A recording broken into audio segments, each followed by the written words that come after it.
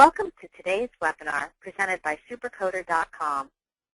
Supercoder.com is an online coding solution offering Part A and B coding reference tools, resources, and not more than 30 specialty coding and compliance newsletters from the Coding Institute in one site. I hope you enjoy this short session.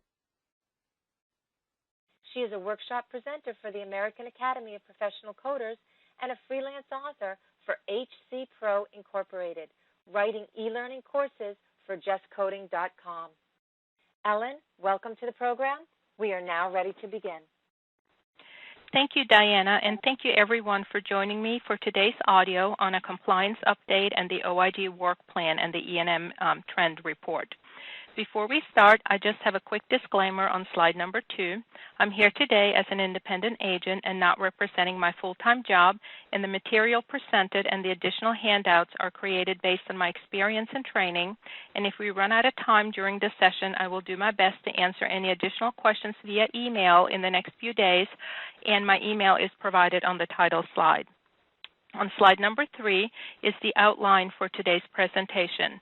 We're going to start to talk about the increased government scrutiny, look at some statistics, and who the auditors are that are auditing.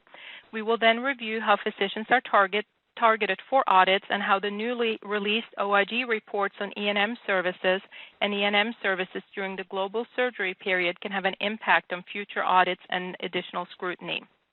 Last, we will briefly look at some of the top physician audit targets and E&M specific areas. I realized when I did this that an hour is not enough to cover everything in detail, so I'm going to do the best I can to get as much information covered as possible. And by doing that, on slide 4, I've provided some additional handouts that you can review after this, and they're combined with the slides. The first one is called Documentation Tips, Physician Coding Issues, and what I've done here, I've done many audits over the years where I've accumulated some of the top problems that I see and also providing solutions, so when you sit down and educate physicians afterwards, you can kind of use this as a reference document. So those are a tool that I use all the time. The second one is just an E&M service training list. So when you're providing E&M training for physicians, it's a checklist to remember everything that you need to cover depending on what type of services they provide, and also some of the resources you want to bring with you. And pretty much everything I use are free resources on the internet. You don't have to buy any books or anything like that.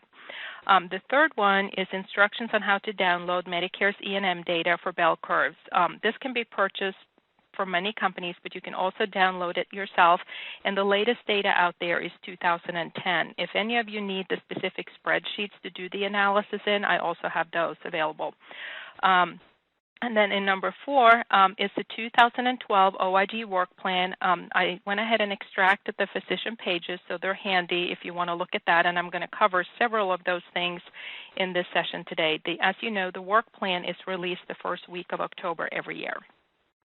So getting started on slide number 5, we're going to talk about the increased government scrutiny and the increased error rates. As you know, Medicare is a program that's based on trust versus with limited controls. It's what we refer to as a pay-and-chase program, where we pay, without knowing whether the service was performed or not. It's based on trust. In 2012, CMS actually announced new technology to fight the Medicare fraud, which is going to help that system being more controlled by not paying for services if they see certain anomalies in that.